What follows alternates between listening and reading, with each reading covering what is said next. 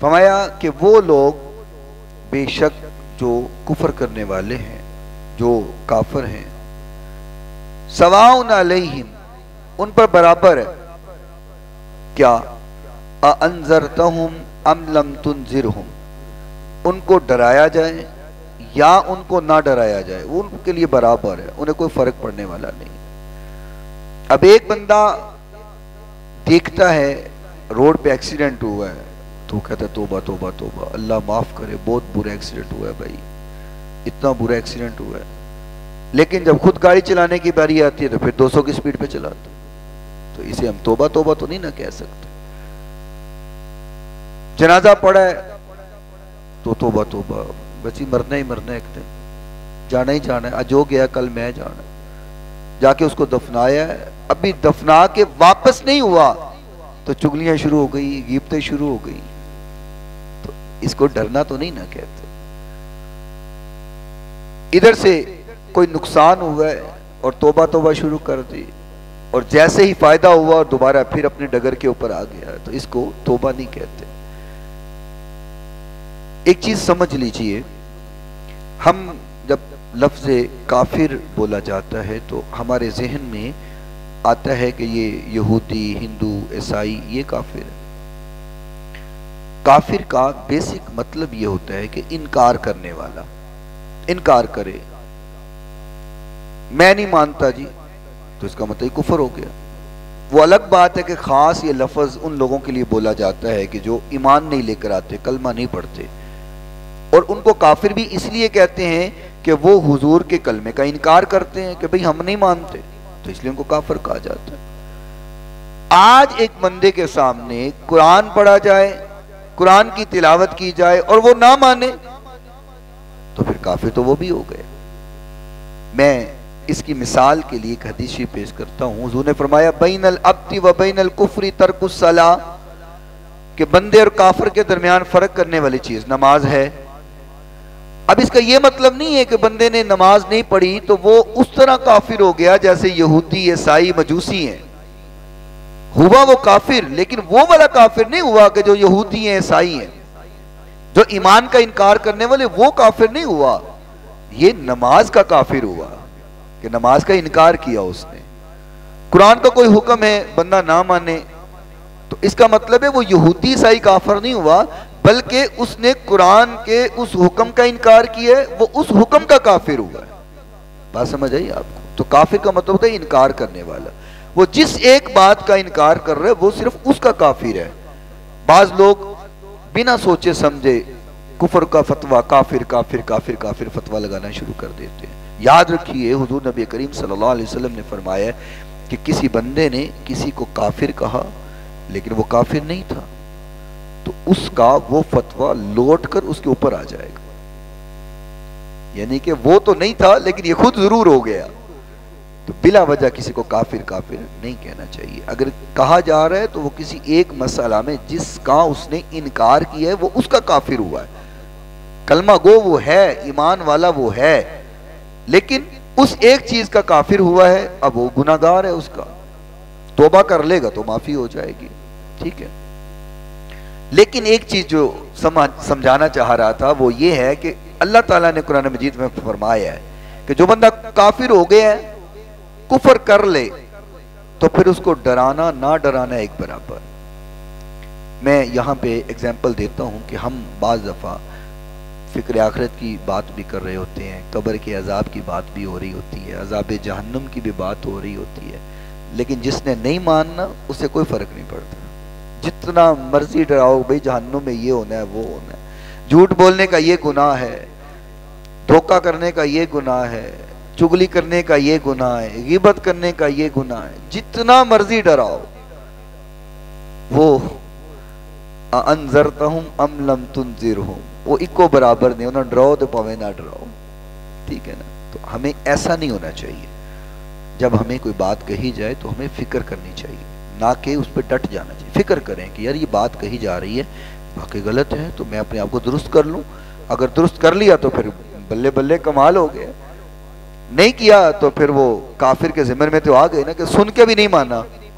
دیکھو نا کہ کوئی بھی گناہ ہے جب تک بندے کو نہیں پتا اس کا گناہ نہیں لکھا جاتا۔ 3 گناہ حضور نبی کریم صلی اللہ علیہ وسلم نے فرمایا کہ کرنے سے پہلے ہی معاف ہے۔ 3 قسم کے گناہ کرنے سے پہلے ہی معاف ہے۔ فرمایا ایک وہ گناہ جس کا بندے کو پتہ ہی نہیں تھا کہ یہ گناہ ہے، تو اللہ تعالیٰ نے وہ پہلے معاف کر دیا ہے۔ ایک وہ کہ پتہ تھا کہ گناہ ہے لیکن جب ہوا تب بھول گیا، پھر خیال آیا او ہو یہ تو گناہ تھا میں کر بیٹھا ہوں، تو فرمایا ایسا گناہ بھی معاف ہے۔ اور تیسرا گناہ اگر کوئی جبرن کروائے، زبردستی گن پوائنٹ کے اوپر یا زندگی کی موت کی دھمکی دے کر زبردستی گناہ کروائے، تو فرمایا ایسا گناہ بھی اللہ نے کرنے سے پہلے ہی معاف کر دیا ہوا ہے۔ تو بہرحال بات دور نہ نکل جائے، فرمایا کہ ایسے لوگ جو انکار کریں تو ان کو ڈرایا جائے یا نہ ڈرایا جائے وہ برابر ہے ان کے لیے۔ ہم لا یؤمنون، وہ ایمان لانے والے نہیں ہیں۔ بہرحال یہاں پہ جو بات ہو رہی ہے خاص کافروں کی بات ہو رہی ہے جو کلمے کا انکار کرنے والے ہیں۔ وہ تو میں نے ویسے ایگزامپل اور مثال کے طور پہ ہم نے ایک ایک فعل کے انکار کرنے کی بات سمجھائی ہے، لیکن اس آیہ مبارکہ میں جو بات ہو رہی ہے وہ وہی ہے جو کلمے کا انکار کرنے والے ہیں، کافر لوگ ہیں۔ فرمایا ختم اللہ علی قلوبہم وعلی سمعہم، اللہ تعالیٰ نے ان کے دلوں پر بھی مہر لگا دی ہے، ان کے کانوں پر بھی مہر لگ گئی۔ کیا مطلب ہے؟ کوئی سٹیمپ لگ جاتی ہے؟ ایسا نہیں ہے، سٹیمپ نہیں لگتی، لیکن وہ صلاحیت ختم ہو جاتی ہے۔ آپ سمجھتے ہیں جیسے ہم کسی کو خط لکھیں، لیٹر لکھتے ہیں تو اس لیٹر کے آخر میں سائن ہوتے ہیں اور پھر سٹیمپ لگ جاتی ہے، مہر لگ گئی۔ اس کا مطلب ہوتا ہے کہ اس کے آگے اس میں کوئی چیز داخل نہیں کی جا سکتی۔ ہم سٹامپ پیپر لیتے ہیں نا، تو سٹامپ پیپر سارا لکھنے کے بعد آخر میں سٹیمپ لگ جاتی ہے۔ اب اس کے بعد اس پیپر کے اوپر کچھ بھی نہیں لکھا جا سکتا، جو تحریر سٹیمپ سے اوپر ہے بس وہی ہے، اس کے بعد والی تحریر اگر لکھ بھی دی تو وہ قابل قبول نہیں ہوگی، لکھ نہیں سکتے، لکھا ہے تو وہ فضول اور بیکار ہے۔ تو فرمایا یہ لوگ جو انکار کرتے ہیں اللہ تعالیٰ نے ان کے دلوں پر مہر لگا دی اور ان کے کانوں پر بھی مہر لگ گئی ہے۔ اب مطلب یہ ہے کہ دل تو ان کے پاس موجود ہے لیکن اس دل میں احساس ختم ہو گیا، دین اسلام کا، ایمان کا احساس ختم ہو گیا، اس میں وہ جو نرمی ہونی چاہیے وہ ختم ہو گئی، وہ اب نہیں ہے۔ اب اس کے اوپر قرآن پڑھتے جاؤ، اس کو احادیث سناتے جاؤ، اس کو آخرت سے ڈراتے جاؤ، اس کو عذاب قبر سے ڈراتے جاؤ، عذاب جہنم سے ڈراتے جاؤ، کچھ بھی کرتے رہو، مور لگ گئی ہے بھائی، ان کوئی سمجھ نہیں آ رہی، پلے ککھ نہیں پہنا، اپنی سمجھ آنے، مہر لگ گئی ہے۔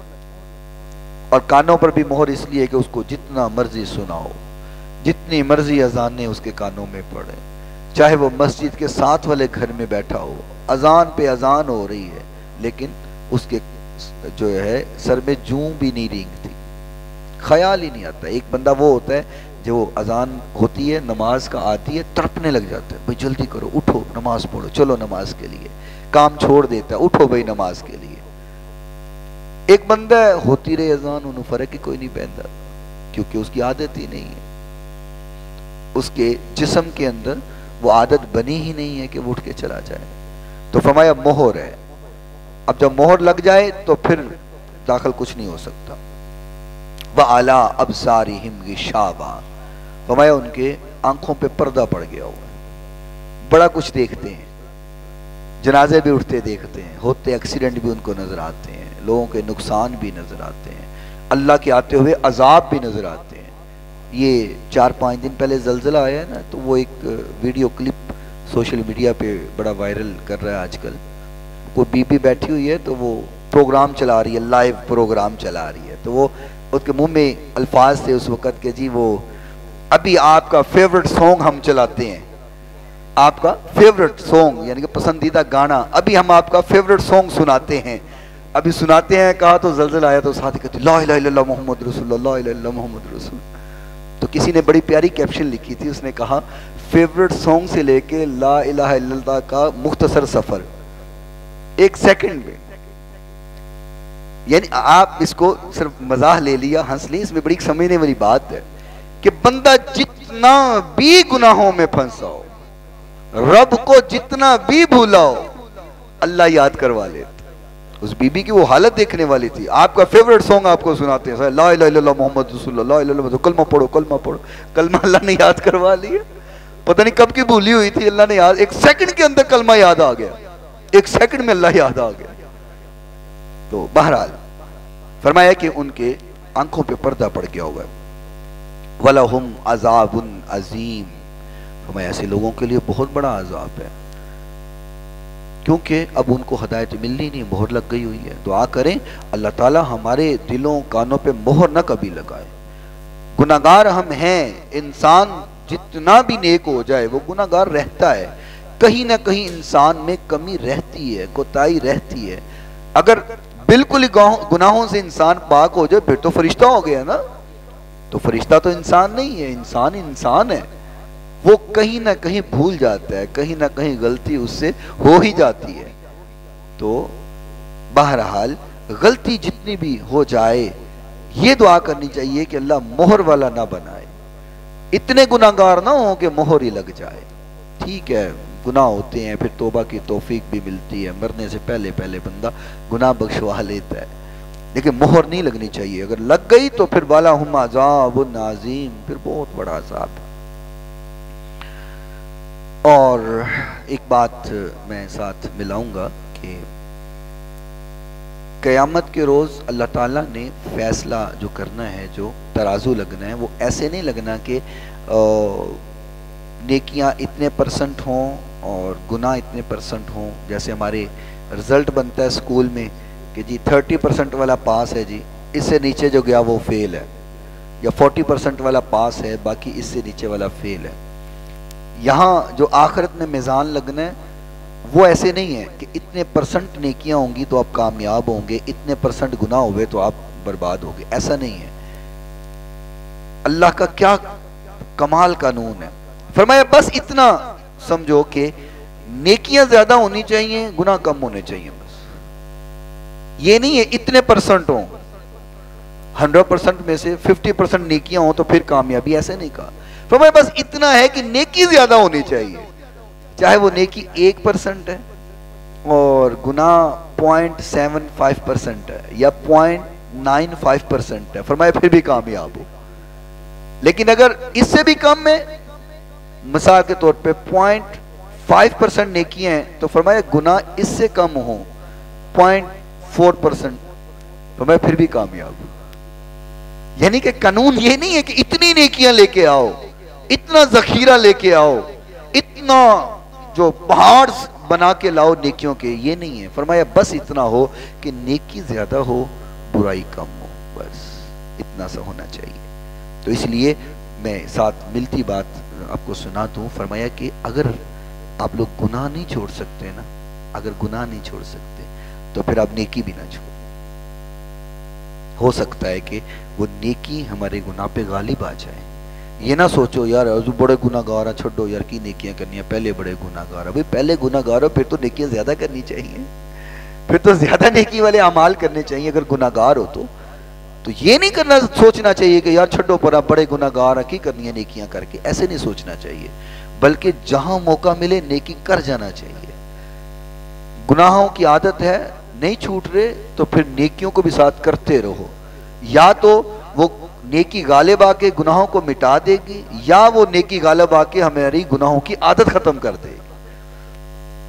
تو فرمایا ایسے لوگوں کے لیے بہت بڑا عذاب ہے, اللہ ہم سب کو محفوظ فرمائے. فرمایا وَمِنَ النَّاسِ مَن يَقُولُ آمَنَّا بِاللَّهِ وَبِالْيَوْمِ الْآخِرِ وَمَا هُمْ بِمُؤْمِنِينَ. فرمایا کچھ لوگ ایسے ہیں جو کہتے ہیں کہ ہم ایمان لے کر کے آئے اللہ پر اور آخرت کے دن پر, لیکن وہ ایمان والے نہیں ہیں. یہاں پہ وہ ان منافقین کی بات ہو رہی ہے کہ جو بظاہر تو جب صحابہ کرام سے ملتے تھے تو کہتے تھے جی ہسی بھی ایمان والے ہیں باجی, ہسی بھی ایمان والے ہیں. جیسے آج دنیا میں لوگ ہیں نا, ہم جب کہتے ہیں بھئی اہل سنت بنو, سنی بنو, تو دوسرے کہتے ہیں نہیں نہیں اسی بھی سنی ہیں, جی اسی بھی سنی ہیں. تو بعد میں جب اکیلے بیٹھتے ہیں کہتے ہیں چھڑو پر آئے انہوں کی پتا ساتھ انہوں الو بنا رہے سے نا. یہ حقیقت ایسی ہو رہا ہے. تو یہ لوگ بھی صحابہ سے منافق جب ملتے تھے تو آ کے کہتے تھے جی ہم ایمان والے ہیں, جی ہم بھی ایمان والے ہیں. اور اللہ کہتا ہے کہ وما ہم بمؤمنین, وہ ایمان والے کوئی نہیں ہے. یخادعون اللہ والذین آمنوا، فرمایا کہ یہ لوگ فریب دیتے ہیں، یہ صحابہ کرام کو، مومنین کو فریب دیتے ہیں، دھوکہ دیتے ہیں، اور یہ کوشش کرتے ہیں ہم اللہ کو دھوکہ دے رہے ہیں۔ یخادعون اللہ، یہ اللہ کو فریب دینے کی کوشش کرتے ہیں، حالانکہ ایسا تو ہو نہیں سکتا۔ بندہ منہ پہ جتنا مرضی کہتا رہے میں بڑا ایمان والا بھاجی، میں بڑا ایمان والا، ایمان والا میں تو پکا مومن مسلمان، میرے تو ود کے مسلمان ہی کوئی نہیں، نمازی میں، حاجی میں، زکوٰۃ دینے والا میں بڑا پکا مومن ہے بھاجی۔ لیکن جب کاروبار کی باری آئے، کہیں معاملات کی باری آئے تو چھری الٹی پھیر دے، تو پھر وہ تو دھوکہ دے رہا ہے نا، اللہ کو دھوکہ دینے کی کوشش کر رہا ہے، دے نہیں سکتا لیکن وہ کوشش کر رہا ہے دھوکہ دینے کی۔ بعض لوگ اپنے گفتگو میں نماز کے ساتھ بڑا دھوکہ کرنے کی کوشش کرتے ہیں۔ وہ جیسے میں نے کسی سے پوچھا، میں نے کہا نماز پڑھی، میرے ساتھ کوئی دوست تھا تو کسی نے پوچھا بھائی نماز پڑھی ہے، تو کہنا جی پڑھی ہے، تو میں کہا یا تو میرے نال سے تو کوئی نہیں پڑھی، کہنا انہیں زور تا پوچھیا سی، انہیں یہ تھوڑی کیا سی کیڑی پڑھی ہے، تو میں کہڑا دسیا میں کیڑی پڑھی ہے، انہیں زور دی پوچھی سی میں فجر دی دسی ہے، میں فجر دی پڑھی، یعنی کہ اس انداز میں ہم سمجھتے ہیں دھوکہ دے رہے ہیں، ہم نے مطمئن کر لیا، اور ہم ایسی باتیں کر کے خود کو مطمئن سمجھتے ہیں کہ بس ٹھیک ہے کامیاب، نہیں اللہ کو دھوکہ نہیں دے سکتے بھائی ہم۔ فرمایا یہ لوگ جو ایسے کہتے ہیں منافقین لوگ ہیں، یہ اللہ کو دھوکہ دینے کی کوشش کرتے ہیں، چاہتے ہیں کہ دھوکہ دیں، والذین آمنوا، اور وہ جو ایمان لوگ لائے ہیں ان کو دھوکہ دیں، وما یخدعون، لیکن یہ دھوکہ نہیں دے سکتے، الا انفسہم، لیکن یہ اپنے آپ کو ہی دھوکہ دے رہے ہیں، ان کے اللہ کو اور ایمان والوں کو یہ دھوکہ دینے کی جو کوشش کر رہے ہیں، اللہ فرماتا ہے نہیں یہ ان کو دھوکہ نہیں دے سکتے، الا انفسہم، یہ اپنے آپ کو ہی دھوکہ دے رہے ہیں، خود ہی دھوکے میں ہیں، سمجھتے دوسرے کو دھوکہ دے رہے ہیں خود دھوکے کے اندر، وما یشعرون، فرمائے انہوں نے تو پتہ ہی کوئی نہیں، شعور ہی کوئی نہیں ان کو، ان کے ساتھ ہو کیا رہا ہے ان کو علم ہی نہیں ہے، یہ کیا ہو رہا ہے، یہ کیوں ایسا ہوتا ہے، یہ اللہ تعالیٰ آگے فرما رہے ہیں ایسا کیوں ہے، یہ کیوں ایسی حرکتیں کرتے ہیں، فرمایا فی قلوبہم مرض، ان کے دل میں مرض ہے، دل ان کا گندا ہے، ان کا دل صاف نہیں ہے، بیماری ہے ان کے دل کے اندر۔ بیماری کئی قسم کی ہوتی ہے، ایک بیماری جو ہماری جسمانی بیماری ہوتی ہے، ہم بیمار ہو گئے، نزلہ لگ گیا، کھانسی لگ گئی، کمر درد شروع ہو گئی، گھٹنے میں درد ہو گئی، کوئی بھی درد، کوئی بیماری ہے، یہ ہے جسمانی بیماری، اس کا علاج آسان ہے، آپ درد ہو رہی ہے پیناڈول کھا لیں چلو ٹھیک ہو گیا، بخار ہوا ہے ڈسپرین کھا لیں چلیں ٹھیک ہو گیا، کھانسی آ رہی ہے کھانسی کا سیرپ پی لیں، کعوہ پی لیں ٹھیک ہو گیا۔ جسمانی بیماری کو ختم کرنا، دور کرنا آسان ہوتا ہے، لیکن جو روحانی بیماری ہو جائے نا یہ بڑا مشکل ہوتا ہے، اس کو ٹھیک کرنا، اس کا علاج کرنا بہت مشکل ہوتا ہے۔ دعا کریں اللہ ہمیں روحانی بیمار کبھی نہ کرے، ایسا مرض ہمیں کبھی نہ لگائے، ایسی بیماری کبھی نہ لگائے، کیونکہ جب بندہ روحانی بیمار ہو جاتا ہے نا، جسمانی بیمار ہوگا تو صرف کمزور ہوگا، لیکن جب روحانی بیمار ہوتا ہے پھر ایمان ہی تباہ ہو جاتا ہے، بیڑا غرق ہو جاتا ہے بندے کے ایمان کا، پھر وہ خود بھی بیمار ہوتا ہے اور اپنے قریب لوگوں کو بھی وہ بیمار کرنے کی کوشش کر رہا ہوتا ہے۔ آپ دیکھیں گے جو بندے خود گمراہ ہیں وہ دوسروں کو گمراہ کر رہے ہوتے ہیں، اپنے یار سجن بیلی جو قریب بیٹھنے والے ہیں ان کو بھی وہ الٹے رستے پہ لگانے کی کوشش کر رہے ہوتے ہیں، جو وہ خود کرتے ہیں، ان کو بھی بیمار کر رہے ہوتے ہیں۔ یہ بڑے خطرناک لوگ ہوتے ہیں جو دل کے بیمار ہوتے ہیں، جو روحانی بیمار ہوتے ہیں۔ اللہ ہمیں بھی محفوظ فرمائے اور ایسے لوگوں سے بھی محفوظ فرمائے، اونچی کہیں آمین۔ فرمایا فی قلوبہم مرض، ان کے دل میں مرض ہے، بیماری ہے، گندے دل ہے ان کے، فزادہم اللہ مرضا، فرمایا ان کی ایسی حرکتوں کی وجہ سے اللہ ان کے مرض کو اور بڑھا دیتا ہے، کیونکہ وہ ہدایت لینے کی کوشش ہی نہیں کرتے، ہدایت والوں کو، ایمان والوں کو تنگ کرتے ہیں، تو فرمایا میں پھر ان کا مرض کم نہیں کرتا، اللہ پھر ان کے مرض کو اور زیادہ کر دیتا ہے تاکہ یہ ہدایت کے قریب آئے ہی نہ، کیونکہ جو آ گیا پھر تو وہ بخشا گیا نا، پھر تو بچت ہو گئی، اس کی بچ گیا، فرمایا اللہ پھر اور مرض بڑھاتا ہے کہ یہ اس قابل ہی نہیں ہے کہ ان کو ہدایت دی جائے۔ جیسے کہ ابو جہل، میرے نبی کو اس نے بڑا تنگ کیا، بڑا ستایا، اور اس نے کوئی ایسا موقع نہیں جانے دیا ہے کہ معاذ اللہ اس نے محبوب کو تکلیف نہ دی ہو۔ جب مرا تو حضرت اکرمہ رضی اللہ تعالیٰ عنہ جو کہ ابو جہل کا بیٹا تھے، تو وہ ایمان لے آئے ہوئے تھے. یہ قانون اللہ کا ہے, اچھوں میں سے برے, بروں میں سے اچھے, یہ اللہ کا قانون ہے. کئی پیران دے بال بھی بگڑے نکل آتے تو کئی نشیاں دے بال عالم بن جاتے ہیں. تو یہ اللہ کا قانون ہے, اچھوں میں سے برے, بروں میں سے اچھے, یہ رب کا قانون ہے. جس کو اللہ چاہتا ہے ہدایت دیتا ہے. تو وہ حضور کے پاس آئے, فرمایا حضور باپ میرا مر گیا اور میں جانتا ہوں کہ تھا تو بہت برا اور بڑا تنگ کیا ہے اس نے, آپ کو ستایا بڑا ہے, لیکن اگر آپ چاہیں تو اس کی بخشش ہو سکتی, آپ چاہیں تو یہ صحابہ کا ایمان تھا. حضور کے پاس اختیار ہے, لیکن بعض جگہوں پر اللہ اپنے محبوب کی عزت کو مقدم رکھتا ہے.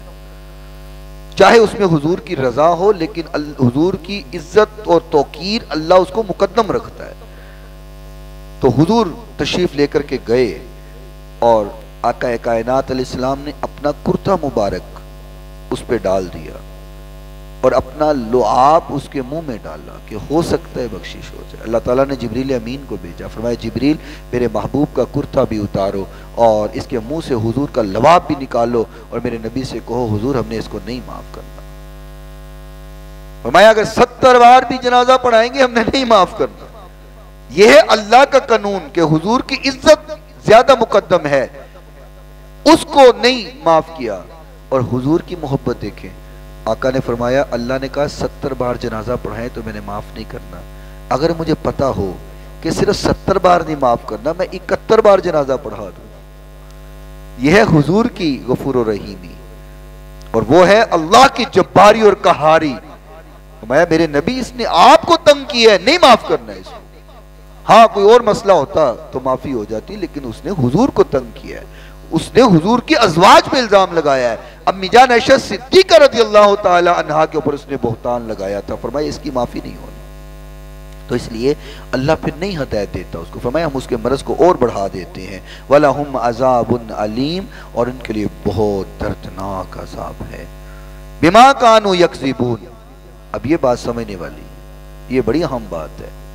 یہ جو اوپر جتنی باتیں سن چکے ہیں نا, فرمایا اس لیے, یعنی کہ دل میں بھی مرض ہے, اللہ مرض کو بڑھا بھی دیتا ہے, وہ دھوکے میں بھی ہیں, وہ فریب کے اندر ہیں. کیوں؟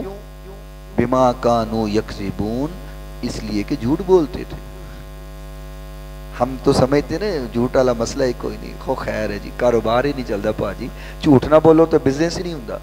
جھوٹ تو بغیر کیڑا بزنس جی, کاروبار ہوندا ہی جھوٹ بول کے, سچ بولو تو کاروبار ہی نہیں ہوندا. اللہ کہتا ہے یہ اس وجہ سے ان کو یہ ساری وعیدیں سنائی گئی ہیں کہ بما کانوا یکذبون, یہ جھوٹ بولتے تھے, جھوٹے تھے. وَإِذَا قِيلَ لَهُمْ لَا تُفْسِدُوا فِي الْأَرْضِ, اور جب ان سے کہا جائے کہ تم یہ جو حرکتیں کرتے ہو, زمین میں فساد پھیلاتے ہو, ان سے کہا جائے کہ لا تفسدوا فی الارض, زمین میں فساد نہ کیا کرو, فساد نہ پھیلاؤ. قالوا انما نحن مصلحون, وہ کہتے ہیں ہمیں فساد کرنا لے, ہم تو اصلاح کرنے والے ہیں, ہم تو سنوارنے والے ہیں زمین کو, ہم تو مصلح ہیں, ہم تو سنوارتے ہیں, ہم تو فساد نہیں کرتے. الا انہم هم المفسدون, اللہ کہتے ہیں میرے محبوب ان سے کہہ دیں کہ یہی فسادی لوگ ہیں, یہ جو فتنہ فساد یہی لوگ کرتے ہیں. ولکن لا یشعرون, لیکن ان کو پتہ ہی کوئی نہیں ہے, یہ سمجھنا ہی نہیں چاہتے. وَإِذَا قِيلَ لَهُمْ آمِنُوا كَمَا آمَنَ النَّاسِ, اور جب ان سے کہا جاتا ہے ایمان لے کے آؤ, اگر اتنے تم اصلاح کرنے والے اور زمین میں تم فساد نہیں کرتے اور زمین میں تم بڑے سنوارنے والے ہو زمین کو, تو پھر ایمان لے آؤ. تو کہتے ہیں آمن الناس, ہم ان سے کہا جاتا ہے ویسے ایمان لاؤ جیسے لوگوں نے ایمان لایا, یعنی کہ صحابہ کرام ہیں وہ ایمان والے ہو گئے ہیں, تو تم اتنے اچھے لوگ ہو تو ایمان والے بن جاؤ. تو وہ کہتے ہیں قالوا انؤمنو, ہم اس طرح ایمان لے کر کے آئیں, کما آمن السفہاء, جیسے بیوقوف اور احمق لوگ ایمان لائیں. معاذ اللہ, یعنی کہ وہ صحابہ کرام کو معاذ اللہ بیوقوف اور احمق کہتے ہیں.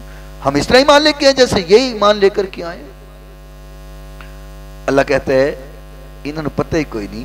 الا انہم هم السفہاء, یہ جن کو کہہ رہے ہیں وہ بیوقوف نہیں ہے, یہ جو کہہ رہی ہیں خود بیوقوف ہے. یہ خود احمق انسان ہے، خود بیوقوف انسان ہے. وَلَٰكِن لَا يَعْلَمُونَ، لیکن ان کو علم ہی نہیں ہے یہ کر کیا رہے، کہہ کیا رہے. ان کو اپنے کہے ہوئی بات کا بھی پتہ نہیں ہے. وَلَٰكِن لَا يَعْلَمُونَ، ان کو نہیں پتہ. وَإِذَا لَقُوا الَّذِينَ آمَنُوا، اور جب وہ ایمان والوں سے ملتے ہیں تو کہتے ہیں قَالُوا آمَنَّا، ہم بھی ایمان والے ہیں، ایمان لے آئے. اب یہ جو پچھلی بات ہو رہی، میں نے دروس کے شروع میں بتایا تھا کہ بعض آیات کی تفسیر کر رہی ہوتی ہیں خود. اب پیچھے ایک بات ہوئی تھی کہ وہ ایمان والوں سے کہتے ہیں ہم ایمان لائے، لیکن وہ ایمان نہیں لے کر آتے. آگے اسی آیت کی تفسیر ہو رہی ہے. ہمیں جب ایمان والوں سے ملتے ہیں تو کہتے ہیں ایمان لائے. وَإِذَا خَلَوْا إِلَىٰ شَيَاطِينِهِمْ، اور جب خلوت میں اپنے شیطانوں سے ملتے ہیں. اب ایک بات غور کیجئے گا، میں نے اس دن بھی بات کہی تھی کہ شیطان صرف جن نہیں ہوتا، شیطان انسان بھی ہوتے ہیں.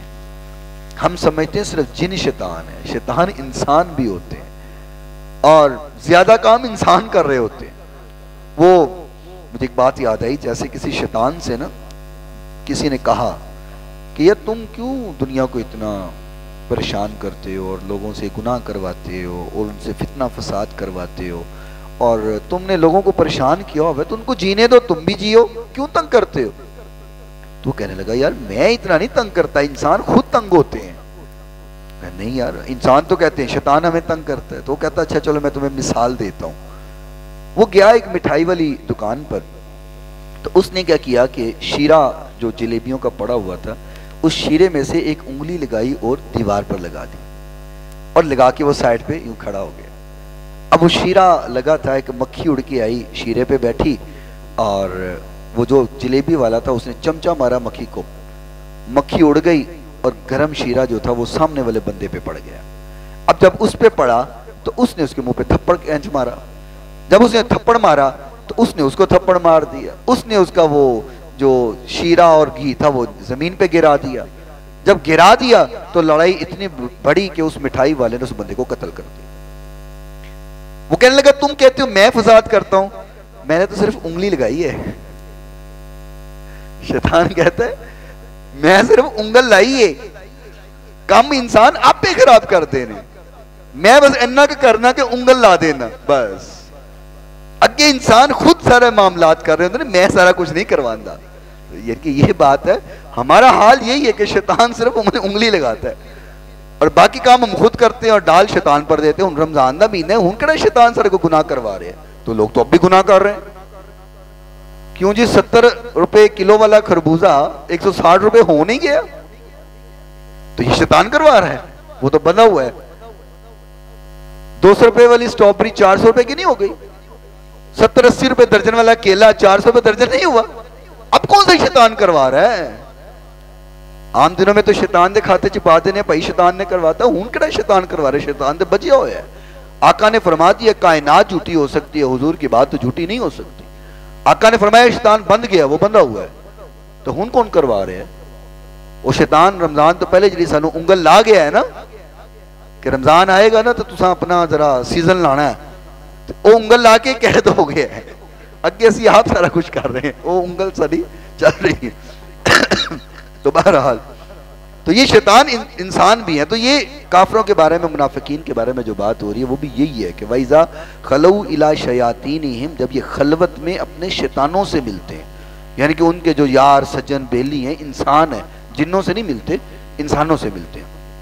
قَالُوا إِنَّا مَعَكُمْ، کہتے ہیں ہنسی تو تواڈے نال آ بھائی، ہم تو آپ کے ساتھ ہیں، ہم تو ان کے ساتھ نہیں ہیں.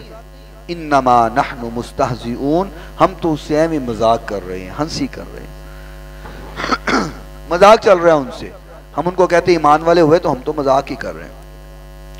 اولئک الذین اشتروا الضلالۃ بالہدی، فرمایا کہ یہ وہ لوگ ہیں جنہوں نے ہدایت کے بدلے گمراہی کو خرید لیا ہے. ہدایت لینا چاہیے تھی لیکن ہدایت نہیں لی، انہوں نے گمراہی کو خرید لیا. فما ربحت تجارتہم، اور ان کا یہ جو سودا ہے جو انہوں نے ہدایت کے بدلے گمراہی کو خریدا ہے، فرمایا ان کو فائدہ نہیں دے گا، ان کے لیے نفع مند ثابت نہیں ہوگا. اور وما کانوا مہتدین، اور نہ ہی یہ اس چیز کو جانتے ہیں کہ ان کے ساتھ ہو کیا رہا ہے. یہ جو غلط چیز خرید رہے ہیں، ہدایت کو چھوڑ کے گمراہی کو خرید رہے ہیں. فرمایا ان کو پتہ ہی نہیں کہ یہ کر کیا رہے ہیں. مثلہم کمثل الذی استوقد نارا، فرمایا ان کی کہاوت اس طرح ہے جس طرح آگ روشن ہوئی. فلما اضاءت ما حولہ ذهب اللہ بنورہم وترکہم فی ظلمات لا یبصرون، اور ان کے آس پاس ہر چیز جگمگا گئی، روشن ہو گیا ماحول. اور ذهب اللہ بنورہم، پھر اللہ نے ان کی آنکھوں کا نور لے لیا، یعنی کہ ان کو روشنی ہوئی، سب کچھ سائیڈوں پر نظر آنے لگا، پھر اللہ نے ان کا نور لے لیا. وَتَرَكَهُمْ فِي ظُلُمَاتٍ لَا يُبْصِرُونَ، اور انہیں اندھیروں میں چھوڑ دیا اور ان کو کچھ پتہ نہیں چلتا، کچھ نظر نہیں آتا. اس بات کو آپ یوں سمجھے کہ بارش آ رہی ہو نا جی، بارش آ رہی ہو تو بارش تو اللہ اپنے پیاروں کی خاطر کرتا ہے، یا یہ جو ٹھنڈی ہوائیں چلتی ہیں یہ پیاروں کی خاطر ہوتی ہیں، جو اللہ کے پیارے ہوتے ہیں، نیک ہوتے ہیں، اللہ کو منانے والے ہوتے ہیں.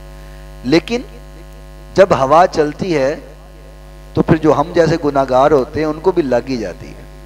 ٹھیک ہے نا؟ بارش آئے نا تو اللہ اپنے پیاروں کی خاطر بارش کرتا ہے، وگرنہ تو گرمی بڑا سخت عذاب ہے اللہ تعالیٰ کا. تو بارش جب آ جائے تو رحمت ہے، تو پیاروں کی خاطر ہوتی ہے. لیکن ہم جیسے گناہگار بھی اگر گزر جائیں تو 4 بوندیں ہمیں بھی مل ہی جاتی.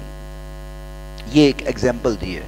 اللہ تعالیٰ فرمایا یہ لوگ جو ہیں نا، جب اللہ اپنے پیاروں پہ کرم کرتا ہے اور روشنی کرتا ہے تو پھر یہ بھی چلنا شروع ہو جاتے ہیں، پھر یہ بھی سمجھتے ہیں کہ بڑا کچھ ہو گیا. جیسے وہ فرعون تھا تو گزرنے لگا تو آسا مارا تو رستے بن گئے. موسیٰ علیہ السلام گزر گئے، کہنا ویکھیا راہ بنا دیتے، میں ویکھیا نا کمال ہویا، راہ نہیں بنا دیتے. اور جب گزرنے لگا سینٹر میں آیا تو پھر پانی نے. یہ ایگزامپل ہے آسان سمجھنے کے لیے کہ جب اللہ اپنے پیاروں پہ انعام کرتا ہے تو پھر فائدہ سارے لے لیتے ہیں، لیکن جب پیاروں پہ انعام پورا ہو جاتا ہے پھر اللہ باقی کا واپس لے لیتا ہے. اس وقت بڑا خوش ہوتے ہیں، لب گیا، سانوں بھی لب گیا، خیر ہو گئی. لیکن بعد میں فرمایا کہ ذهب اللہ بنورہم، پھر اللہ ان کے نور لے لیتا ہے، پھر ان کو اندھیروں میں چھوڑ دیتا ہے. صم بکم عمی فہم لا یرجعون، پھر یہ گونگے ہیں، اندھے ہیں، اور پھر فہم لا یرجعون، یہ لوٹنے والے نہیں ہیں، واپس آنے والے نہیں ہیں. انشاءاللہ کل یہاں سے سبق کو شروع کریں گے. اللہ تعالیٰ مجھے اور آپ کو صحیح معنوں میں قرآن سمجھنے کی توفیق عطا فرمائے. آمین. الحمدللہ رب العالمین.